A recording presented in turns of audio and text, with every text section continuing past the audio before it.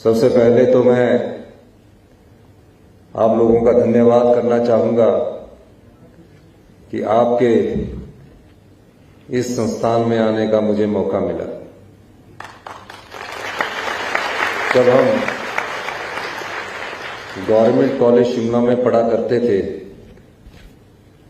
तो उस समय शिमला कॉलेज से नंबर तो कम आते थे, लेकिन उसमें पीएमटी हुआ करता था और 50% से ऊपर आने वाले जो एलिजिबिलिटी क्राइटेरिया था पीएमटी में बैठने का, वो लोग बैठा करते थे।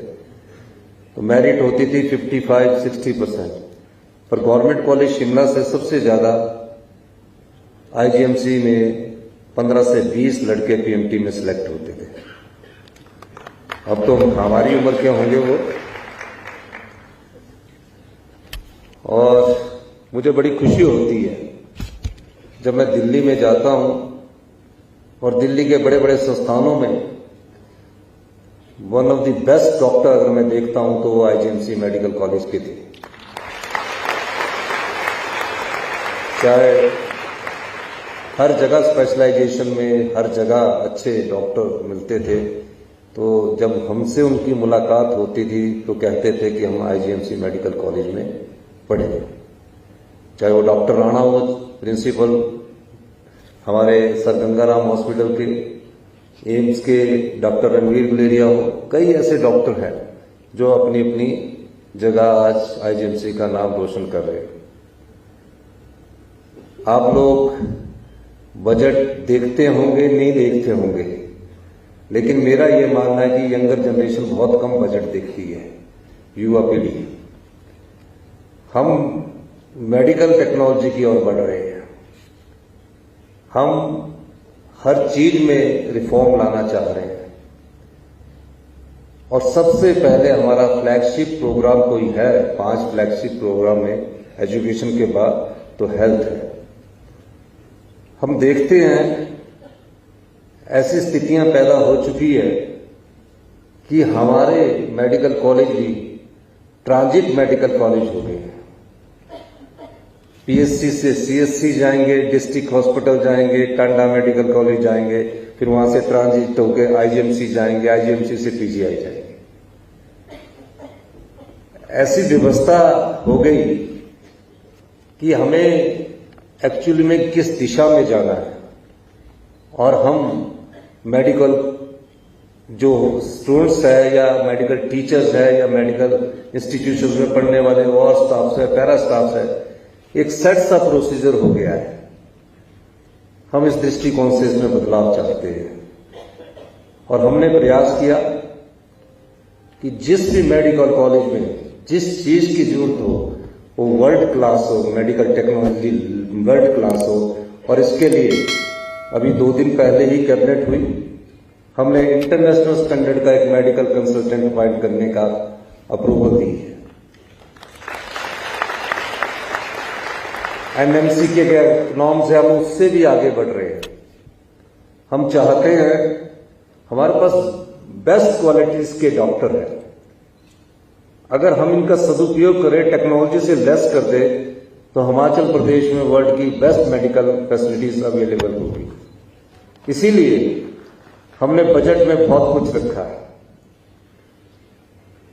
इसलिए मैं कुछ चीजें आपको बताना चाहता हूं कि हमने department of medical emergency medicine create किया। क्यों किया? Casualty is the face of the hospital. एक बेड पर 3-3 लोग बैठे हैं, 4-4 लोग बैठे हैं। सुबह से एक डॉक्टर 24 घंटे, जो रेजिडेंट डॉक्टर होता है उस बेचारे की ड्यूटी होती है, स्टाफ नर्स की भी ड्यूटी होती है। आपके शरीर की भी क्षमता होती है काम करने की। एक समय ये क्षमता आपका जवाब दे देती है। हमने उसमें इस मेडिकल कॉलेज में इंक्लूडिंग ट्रॉमा सेंटर के साथ 175 बेड का हमने सैंक्शन स्वीकृति प्रदान की है डिपार्टमेंट ऑफ इमरजेंसी, और इस पर 11 करोड़ रुपया खर्च आएगा। वो भी हमने सैंक्शन कर दिया है। कैजुअलिटी में का जो आईसीयू वार्ड है उसमें पर बेड एक स्टाफ नर्स होगी आईसीयू वार्ड। उसके अलावा 3 बेड पर एक स्टाफ नर्स होगी जो कैजुअलिटी होगी। 10 बेड पर एक डॉक्टर होगा, 8 घंटे की सर्विस देगा। इस ढंग से हम सारे प्रदेश के जो मेडिकल कॉलेज है उसमें अभी पहला तो आईजीएमसी में हमने स्वीकृत किया है, उस दृष्टि से हम बदलाव की ओर जा रहे हैं। किस प्रकार की मेडिकल टेक्नोलॉजी चाहिए, आज आप मेडिकल टेक्नोलॉजी के विषय में अगर मैं बात करूं, हिमाचल के मेडिकल कॉलेजेस की, हमारा प्रीमियर इंस्टीट्यूशन है आईजीएमसी, यहां भी हम कम से कम 10 से 15 साल पीछे हैं। अभी doctor Manish Gupta head of the cancer department अपनी प्रस्तुति दे रहे थे, मैंने बड़े गौर से सुन रहा था। अभी हम वो मेडिकल टेक्नोलॉजी ला ही नहीं सके जिसकी जरूरत इस मेडिकल कॉलेज में है। पैट स्कैन हम पूरे हिमाचल के सभी मेडिकल कॉलेज में पहली फेज में यहां और टांडा में 1 साल के भीतर स्थापित करने जा रहे हैं। मेडिकल एजुकेशन में क्या रिफॉर्म्स हो, उसमें नीति आयोग से हमारी बातचीत चल रही है। किस प्रकार की टेक्नोलॉजी आ रही है, किस प्रकार के हमारे जो डॉक्टर आगे भविष्य में बने, उस दृष्टिकोण से बात कर रहे हैं। 5G और लेटेस्ट टेक्नोलॉजी आने के बाद मेडिकल का स्वरूप चेंज होने जा रहा है, तो सरकार हर प्रकार से काम कर रही है। इसके अलावा हमीरपुर में हमने सेंटर ऑफ एक्सीलेंस की कैंसर का एस्टैब्लिश करने की बात की है। उसके लिए हमने 400 करोड़ रुपए का प्रावधान किया है, 400 करोड़ का centre for excellence for cancer care. ये क्यों करना पड़ा? हिमाचल में कैंसर के मरीजों की संख्या बढ़ती जा रही है। हम ये भी पता लगाना चाह रहे हैं आईसीएमआर के द्वारा कि कैसे हिमाचल प्रदेश में कैंसर के पेशेंट क्यों बढ़ रहे हैं। उस दृष्टि से भी हमारी सरकार बेस लाइन पर काम कर रही है। कौन कौन सी डिजीज, एक तो सीजनल डिजीज होती है, एक आपके शरीर में एक डिजीज पैदा होकर पता ही नहीं लगता और जब बाद में पता लगता तो कैंसर हो गया होगा। उस दृष्टि से किन किन चीजों से कैंसर हो रहा है, हमारी सरकार ने इस बार उसके लिए भी धन का प्रावधान किया है। जैसे पानी से है, पानी से वाटर बॉर्न डिजीज होती है। हम क्या करते हैं, पानी को हम क्लोरीन डाल देते हैं, हम ब्लीचिंग पाउडर डाल देते हैं, उसके इफेक्ट्स क्या हुए? पिछले दिनों शिमला में जॉन्डिस हुआ, पता ही नहीं लगा। उसके लिए हम पानी के किस बैक्टीरिया से और वायरस से कैसे लड़ना है, वर्ल्ड की one of the best technology हम यूवी रेस लेकर आ रहे हैं। यूवी रेस के द्वारा पानी में ना तो ब्लीचिंग पाउडर पड़ेगा, ना क्लोरीन पड़ेगा, कोई भी अगर बैक्टीरिया और वायरस आना चाहेगा वो किल हो जाएगा रेस के द्वारा। इस दृष्टि से भी हम आगे बढ़ रहे हैं। अभी हमारी सरकार को 100 दिन बने हुए हैं। हम बदलाव की दृष्टि से दिन प्रतिदिन मेहनत करके लाना चाह रहे हैं, चेंजिंग लाना चाह रहे हैं। इन सब के लिए पैसे की जरूरत है और हिमाचल में तो डॉक्टर को बहुत अच्छे पैसे मिलते हैं, हाईएस्ट पेड है, एमएलओ से भी ज्यादा पेड है। कई बार पत्रकार एमएलओ के बारे में लिखते हैं, मिनिस्टर्स के बारे में लिखते हैं कि बहुत अधिक पे मिलती है, हमसे ज्यादा डॉक्टरों और दूसरे अधिकारियों को मिलती है। इसका मतलब ये नहीं है कि हमें कार्य नहीं करना है। जब अच्छी तनख्वाह मिलती है, अच्छी तनख्वाह से आपके मन में शांति रहती है, आप अपने जरूरतों को पूरा करते हैं, तो थोड़ा सा जो सेवा भाव की कमी आ रही है उसको भी बनाए रखने की जरूरत है। अगर आप इस सेवा भाव को बनाएंगे और सरकार आपको टेक्नोलॉजी से लेस करेगी, तो वो मैं कह सकता हूं कि हिमाचल प्रदेश स्वास्थ्य की दृष्टि से भी अग्रणी प्रदेशों में शामिल होगा। हमारी क्वालिटी एजुकेशन कम होती जा रही है, हम उस दृष्टि से भी काम कर रहे हैं, लेकिन इन सब चीजों के लिए पैसे की जरूरत है। हम आर्थिक बदहाली के दौर से गुजर रहे हैं। जैसे हमको 100 रुपया मिलता है, हम कोई किसी को कष्ट थोड़ी देना चाहते, हम तो चाहते हैं कि सभी जगह बेस्ट टेक्नोलॉजी आए, लेकिन अभाव होता है। अगर हमें 100 रुपया मिलता है तो 100 रुपये में से हम सिर्फ 29 पैसे विकास के लिए लगा सकते हैं, जिसमें आपकी सब कुछ है, डेवलपमेंट है, बिल्डिंग बननी है, 29 पैसे। बाकी हमारे जो पैसे आते हैं वो कर्जे में चले जाते हैं, कुछ उसमें चले जाते हैं, और हम अपने प्रदेश को तब तक समृद्ध नहीं बना सकते जब तक हम अपने पांव पर खड़े ना हो सके।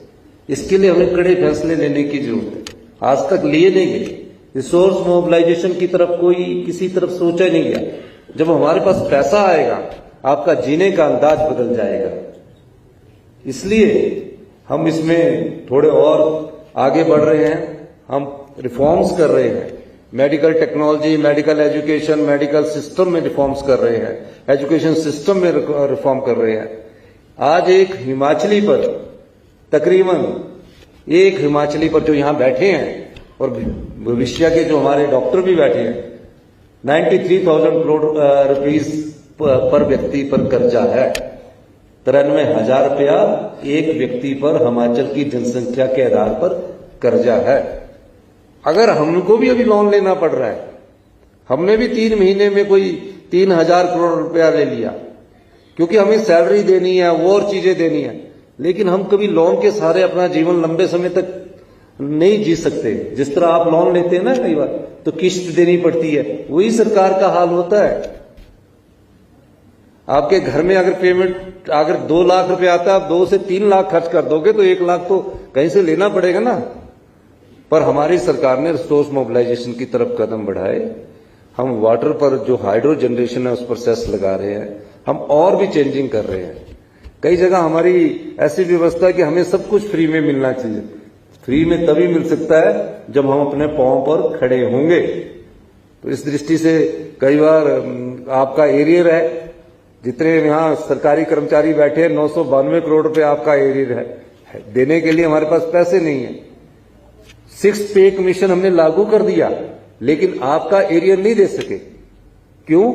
आर्थिक तंगी से जब हम ये प्रदेश आगे जूझ रहा है तो उससे बाहर निकलना है। 4 साल में हम अपने फैसलों के द्वारा, अपने सुधार की प्रक्रिया के द्वारा हिमाचल प्रदेश की अर्थव्यवस्था को पटड़ी पर लाएंगे। और अगले 10 साल में अगर हम इसी प्रकार आगे बढ़ते रहे, जो हम चेंजिंग कर रहे हैं, आपको ये चेंजिंग अभी नजर नहीं आ रहे धरातल पर, हमने काफी चेंजिंग कर चुके हैं। अगले 10 साल में अगर हिंदुस्तान का सबसे समृद्ध और प्रगतिशील हिमाचल प्रदेश को बनाना है तो फैसले आज करने चाहेंगे। मैं आपको कहना चाहता हूं कि 10 साल में हिंदुस्तान का सबसे समृद्धशाली प्रदेश अगर कोई होगा पूरे हिंदुस्तान में, वो हिमाचल प्रदेश होगा। अभी हम मेडिकल सर्विसेज कारपोरेशन हमने बनाया है, पिछले 2 दिन पहले ही हमने उसमें कैबिनेट में अप्रूवल दी है। उसमें हम टेक्नोलॉजी बेस्ड कि कौन सी आइज की कौन सी टेक्नोलॉजी आई, कौन सी टेक्नोलॉजी हम ला सकते हैं 5G के बाद, वो सब चीजों की स्टडी करने के बाद 1 साल के अंदर आप देखेंगे कि आपके मेडिकल कॉलेज में भी उस परिवर्तन की ब्याज बह रही है। ये मैं आपको कहने आया हूं। अंत में मैं इन्हीं शब्दों के साथ कि आप सब लोग हिमाचल प्रदेश के हैं, आप हमारे जो थोड़े बहुत कष्टदायक फैसले होंगे उसमें भी साथ देंगे, और निश्चित तौर पर मेडिकल एजुकेशन को मेडिकल टेक्नोलॉजी से लेस करना होगा, मेडिकल रिफॉर्म्स करने होंगे, तभी हम इस प्रदेश को आगे ले जा सकते हैं।